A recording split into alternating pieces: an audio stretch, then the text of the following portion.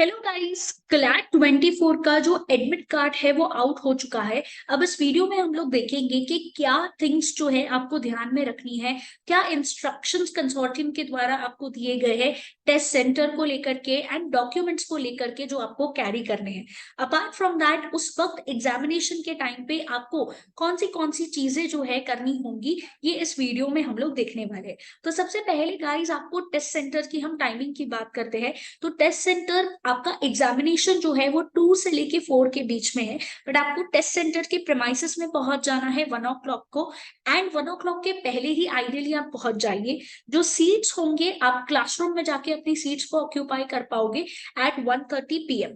1 o'clock को आप वहां पे पहुंच जाओगे तो नीचे जो है आपको आपका सीट नंबर एंड क्लासरूम जहां पे वो सीट है वो अलोकेट किया जाएगा, आप उसे आराम से देख सकते हो। There will be a lot of candidates guys एक ही सेंटर में, तो मेक श्योर करिए कि आप पहले ही वहां पे पहुंच रहे हो। एंड वहां पे जाते ही उसका एक फोटोग्राफ भी क्लिक कर लीजिए जो आपको डिटेल्स दी गई है, ताकि आपके पास एक रिकॉर्ड रहे। बोला गया है कि स्टूडेंट्स जो है वो क्लासरूम में से 4 o'clock के पहले बाहर नहीं निकल सकते। मतलब आपका पेपर भले ही जल्दी हो गया है, बट आप 4 o'clock के पहले आप अपना एग्जामिनेशन हॉल जो है उसके बाहर अलाउ नहीं है, आप नहीं आ सकते हो। साथ ही साथ कैंडिडेट्स को बोला गया है कि लेट से लेट हम स्टूडेंट्स को सिर्फ 2:15 तक ही अलाउ करेंगे अंदर क्लासरूम में आने के लिए। आफ्टर 2:15 किसी भी कैंडिडेट को अलाउ नहीं किया जाएगा। सो एडवाइजेबल यही है कि आप टाइम पे पहुंचिए, बिकॉज ये पूरे 1 साल की मेहनत का सवाल है गाइस। तो बिल्कुल भी लेट नहीं होना है। Because of any circumstances, traffic हो सकता है या ट्रांसपोर्टेशन सिस्टम डिले हो सकता है, इसीलिए एडवाइजेबल है कि आप जो है अपने सेंटर पे जल्दी ही पहुंच जाइए। अब बात करते हैं कौन से डॉक्यूमेंट्स जो है आपको कैरी करने हैं। तो सबसे पहले गाइस, आपको अपना एडमिट कार्ड जो है वो कैरी करना है। अब मेक श्योर करिए कि आप एडमिट कार्ड की 2 कॉपीज जो है अपने साथ लेके जा रहे हो। आइडियली एक कलर प्रिंट आउट ही निकाल लीजिए ताकि आपका फोटोग्राफ जो है वो क्लियर है। एंड जस्ट इन केस अगर आपका फोटोग्राफ क्लियर नहीं है तो आपको एक सेल्फ अटेस्टेड फोटोग्राफ भी एग्जामिनेशन में लेके जाना है। सो एडमिट कार्ड डाउनलोड करिए एंड उसे देख लीजिए। अगर कहीं से भी फोटोग्राफ की क्लैरिटी अच्छी नहीं है, जहां पे आप रिकॉग्नाइजेबल नहीं हो, तो फिर एक सेल्फ अटेस्टेड फोटोग्राफ अपने साथ कैरी कर लीजिए। फिर आपको गवर्नमेंट आईडी प्रूफ अपने साथ कैरी करना है, मतलब आधार कार्ड या पैन कार्ड आपको आपके साथ कैरी करना है। मेक श्योर करिए कि वो आप ओरिजिनल कैरी कर रहे हो, उसका फोटो कॉपी जेरोक्स कॉपी आपको कैरी नहीं करना है। वो ओरिजिनल फोटो आईडी आपको आपके साथ कैरी करना है। और ये कंपलसरी डॉक्यूमेंट होगा, बिकॉज जो इन्विजिलेटर होगा वो ये डॉक्यूमेंट यूज करेंगे आपकी आइडेंटिटी को वेरीफाई करने के लिए। सो इसको बिना भूले जो है अपने साथ कैरी करना है। अपार्ट फ्रॉम दैट, अगर आपको किसी भी तरीके की डिसेबिलिटी है तो आपको जो है आपका डिसेबिलिटी का भी ओरिजिनल सर्टिफिकेट कैरी करना है टेस्ट सेंटर पे। अब कौन सी चीजें अलाउड होंगी टेस्ट सेंटर में अंदर कैरी करने के लिए। तो सबसे पहले गाइस, आपको बोला गया है आप या तो ब्लू या ब्लैक बॉल पेन जो है वो यूज कर सकते हैं। रिमेंबर, जेल पेन यूज नहीं करनी है, बिकॉज उसमें इंक होती है, वो स्प्रेड हो सकती है जेल पेन। इसीलिए एग्जामिनेशन में स्ट्रिक्टली बोला गया है कि आपको बॉल पॉइंट पेन ही यूज करना है। And use only one pen, either या तो ब्लैक यूज करिए या तो ब्लू यूज करिए। ऐसा नहीं कि कुछ हमने ब्लू से मार्क किया, ब्लैक से मार्क किया। Only one single pen should be used, चाहे डिटेल्स फिल करने के लिए हो या आंसर्स मार्क करने के लिए हो। Use only one pen. Water bottle जो है आपकी ट्रांसपेरेंट होनी चाहिए, ताकि उसमें किसी भी तरीके का उन्हें कोई डाउट ना जाए। And watches, smart watches allowed नहीं है गाइस, एनालॉग वॉच ही अलाउड है। तो मेक श्योर करिए कि आप अपने साथ एक एनालॉग वॉच जो है वो कैरी कर रहे हो। आज के टाइम पे हम स्मार्ट वॉचेस जो है यूज करते हैं, अब वहां पे आपको सेंटर में अलाउड नहीं होगा। तो उस वक्त आपके पास अगर वॉच नहीं है तो टाइम मैनेजमेंट के लिए डिफिकल्टी हो सकती है। इसीलिए मेक श्योर करिए कि आप पहले से ही एक एनालॉग वॉच अपने साथ कैरी कर रहे हो। आपको क्वेश्चन बुकलेट जो है वो मिलेगी। क्वेश्चन बुकलेट में जैसे हम सब जानते हैं कि 120 मार्क्स का पेपर होने वाला है। 120 मार्क्स ये जो है क्वेश्चंस आपको एमसीक्यू क्वेश्चंस होने वाले हैं। अब रही बात कि रफ वर्क के लिए क्या हमें कोई एडिशनल शीट्स मिलेंगी, द आंसर इज नो। उसी क्वेश्चन बुकलेट में लास्ट में आपको कुछ ब्लैंक पेजेस मिलेंगे और स्टार्टिंग में कुछ ब्लैंक पेजेस मिलेंगे रफ वर्क के लिए, और कोई एडिशनल शीट्स आपको प्रोवाइड नहीं करी जाएंगी for the rough work.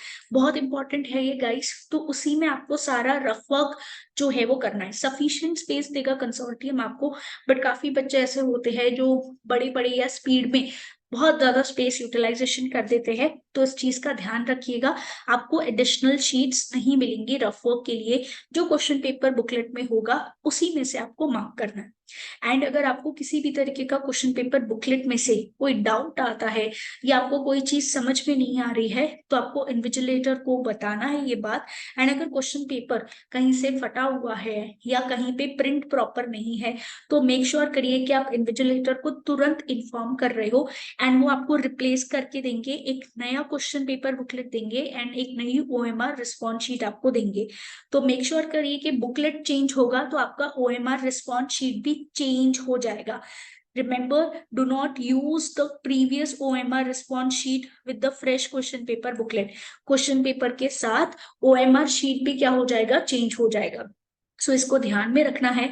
And जैसे ही बुकलेट आपके पास आ गया, उसमें आपको आपका एडमिट कार्ड नंबर जो है वो लिखना है। नेक्स्ट आपको जो ओएमआर शीट मिलेगी उसमें क्या करना है, अब आपको जो ओएमआर शीट मिलेगी वो एक कार्बनाइज ऑप्टिकल मार्क रीडर के साथ आएगी। ओएमआर का मतलब ही वही होता है। अब आपको उसमें जो डिटेल्ड इंस्ट्रक्शंस दिए गए हैं उसे रीड करना है, एंड मार्किंग कंपल्सरीली ब्लैक या ब्लू बॉल पेन पॉइंट से ही करनी है। कोई और पेन यूज मत करिएगा, चेकिंग उसमें से नहीं होगी, because they have strictly said यही दोनों में से कोई एक कलर, या तो ब्लैक या तो ब्लू, और वो भी बॉल पॉइंट पेन ही चाहिए। मार्किंग स्कीम्स आपको दी गई है। एंड साथ ही साथ बोला गया है कि अगर किसी कैंडिडेट से कोई भी सर्कल जो है वो ज्यादा डार्कन हो जाता है या स्ट्रे मार्क्स हो जाती है, तो उसे डबल मार्किंग कंसिडर किया जाएगा। एक रॉन्ग मार्क का आंसर जो है वो कंसिडर किया जाएगा और आपका डिडक्शन भी हो जाएगा। सो मेक श्योर करिए कि आप कहीं पे भी स्ट्रे मार्क्स नहीं छोड़ रहे हो गाइज। अगर स्ट्रे मार्क रह गया तो वो डबल मार्किंग के कंसिडरेशन में भले ही आपका ओरिजिनल आंसर राइट रहेगा, but because of the stray mark consider किया जाएगा कि वो डबल है, तो आंसर रॉन्ग तो जाएगा प्लस नेगेटिव मार्किंग भी होगी। सो मेक श्योर करिए कि आप उसे ध्यान से मार्क कर रहे हो। Apart from that attendance sheet जो है आपको मिलेगी। अब जैसे ही आप अपना क्वेश्चन पेपर आपको जैसे ही आ जाएगा, वहां पे एक नंबर होगा और ओएमआर शीट में एक नंबर होगा जो आपको अटेंडेंस शीट में ध्यान से फिलअप करना है, और वहां पे दी गई स्पेस में आपको अपना सिग्नेचर करना है। So you have to write the question paper booklet number and OMR response sheet number, and वहां पे आपको क्या करना होगा, उस अटेंडेंस शीट में साइन करना होगा। जैसे ही आप ये सिग्नेचर करोगे, इन्विजिलेटर जो है वो आपको आपके एडमिट कार्ड पे सिग्नेचर करके देगा। मेक श्योर करिए कि आप उस एडमिट कार्ड को संभाल के रख रहे हो। एडमिट कार्ड को रिटेन करना है, क्योंकि ये आपको एडमिशंस के टाइम पे क्या करना है गाइस, प्रोड्यूस करना है। बहुत इंपॉर्टेंट है। स्टूडेंट्स क्या करते हैं, एग्जाम के बाद एडमिट कार्ड कहीं पे भी भूल जाते हैं या गुम जाता है उनसे, बट ये एक इम्पॉर्टेंट डॉक्यूमेंट होगा, क्योंकि जब आपका एडमिशन होगा एनएलयू में ये कंपलसरी डॉक्यूमेंट होगा। आप दूसरा प्रिंट आउट निकाल के नहीं कर सकते, बिकॉज वो साइंड होना चाहिए इन्विजिलेटर के पास से, मतलब वो एग्जाम के दिन वाला ही एडमिट कार्ड होना चाहिए, तो उसे संभाल के रखिएगा। साथ ही साथ आप अपने साथ क्वेश्चन पेपर कैरी कर सकते हो, एंड आपको ओएमआर रिस्पॉन्स शीट की भी एक कॉपी मिल जाएगी आफ्टर द टेस्ट। जो आपका ओरिजिनल ओएमआर शीट होगा उसमें कार्बन कॉपी होगी, तो वो कॉपी ओएमआर शीट की जो है वो आप अपने साथ कैरी करोगे। ओरिजिनल आपको क्या करना है, सबमिट कर देना है। किसी भी तरीके का इलेक्ट्रॉनिक डिवाइस कैरी मत करिएगा, मोबाइल फोन, हेडफोन्स या डिजिटल वॉचेस, बिकॉज ये स्ट्रिक्टली प्रोहिबिटेड है। एंड अगर किसी स्टूडेंट के पास ये पाया गया तो ये डिस्क्वालिफिकेशन कंसिडर किया जाएगा, एग्जामिनेशन से आपको डिस्क्वालीफाई किया जाएगा, प्लस आपके ऊपर पीनल एक्शन भी लिया जा सकता है as per the law. So instead make sure कि आप एग्जाम सेंटर में जाने से पहले ही ये सारी चीजें चेक कर लो कि आपके पास इनमें से कोई चीज का पोजेशन जो है वो नहीं है। एंड एक एडिशनल मेजर, एडिशनल फैसिलिटी भी दी गई है कि अगर सपोजिंगली किसी स्टूडेंट की तबीयत खराब है एंड उसे एक आइसोलेटेड फैसिलिटी चाहिए, तो ये भी अलाउ किया जाएगा। पड़ेगा एग्जाम के लिए, बट आपको at least 48 hours before the test जो है वो इन्फॉर्म करना है। मतलब कम से कम 1 दिसंबर के पहले उस एग्जामिनेशन सेंटर में जो सुपरिटेंडेंट होगा वहां पे आपको इन्फॉर्म करना है कि बिकॉज आपको कोई ऐसी बीमारी है जिसकी वजह से आपको आइसोलेशन में रहना पड़ेगा, and that is why you are requesting कि आपको एक अलग से फैसिलिटी दी जाए, तो ये भी आपको प्रोवाइड करी जाएगी।